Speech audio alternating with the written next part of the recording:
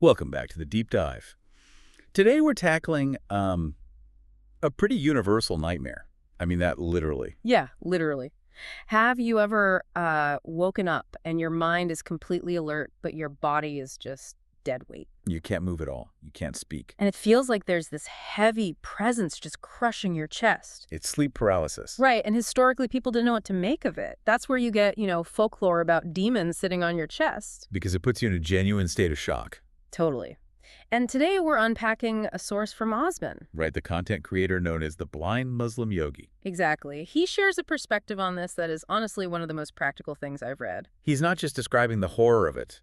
He's offering an actual physical hack to break the loop. What I really appreciate is how he blends his spiritual background with a very grounded understanding of biology. He's looking for a solution that works whether you believe in spirits or synapses. So let's get into the hack. He Now, learned this when he was 15. the advice is, when the paralysis hits, you ignore the chest pressure You ignore the inability to scream. and focus entirely on your big toe. Mechanically, this is actually brilliant. During REM sleep, your brain induces atonia. Right, basically paralyzing your major muscle groups so you don't act out your dreams. But the extremities, those very ends of the nerve lines like the toes, often have a loophole. They retain a tiny spark of mobility.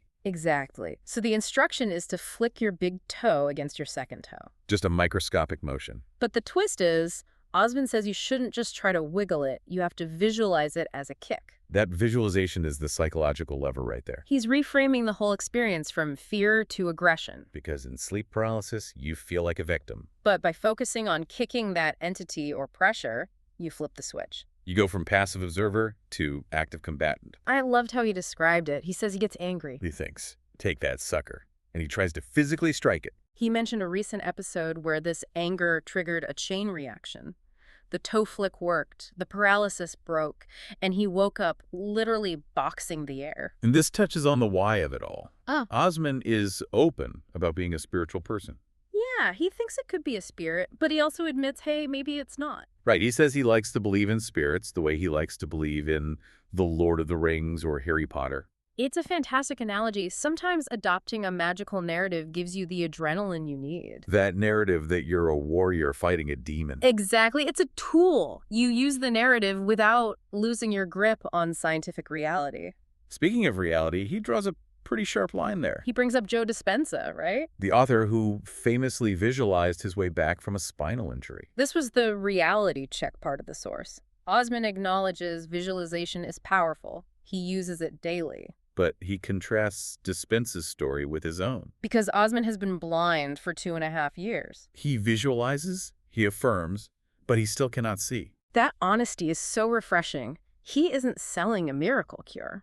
He's saying keep your feet on the ground. Visualization helps you fight the nightmare, but it doesn't instantly fix every biological limitation. It's about balance. Yeah, Using the mindset to empower yourself without deluding yourself. you fight with what you have.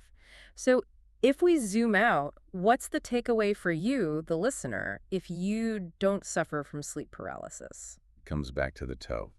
In our waking lives, we often feel paralyzed. Maybe it's anxiety or massive debt. Or a project you're terrified to start. You feel crushed by the weight of it. You've completely frozen. And you can't move the mountain all at once. You can't solve the whole problem in 1 second. So you have to find the one small part you can move Find your toe. and flick it. Right.